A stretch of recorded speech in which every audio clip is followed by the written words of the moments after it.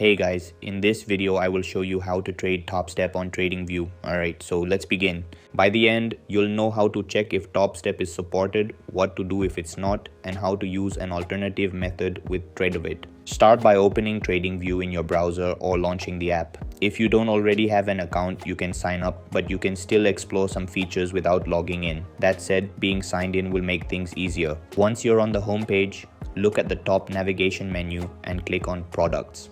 This helps you access the trading related features without getting lost in other tools. Next, look for the trade option usually found at the top right of the screen. This is where you connect brokers and place trades directly from your charts. Inside this section, click on All Brokers to view the full list of supported platforms. Now, scan through the list to see if Topstep appears. If you find it, that means you can connect your account directly and start trading through Tradingview. If Topstep isn't listed, don't worry, this is common. In that case, you can use Tradingview as a workaround. Tradingview is supported by Tradingview and is often used alongside Topstep accounts. To make this work, log into Tradingview using your Topstep credentials, then connect your Tradingview account to Tradingview through the trading panel. Once everything is linked, you will be able to place trades from your Tradingview charts as if it were a direct connection. And that's it.